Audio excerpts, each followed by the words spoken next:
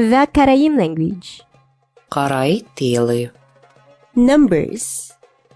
1, 2, 3, 4, 5, 6, 7, 8, 9, 10. Words and phrases. Ba'zilar kun yaxshi, kech yaxshi, yo, ata, ana, o'g'il, kishi, o'rak, yurak, qo'l, qon, bosh, chach, soch, qo'l, kyoj, g'oz, qo'laq, burun, qo'l, barmoq, oyoq, it, baliq, uy, ot, suv, jon,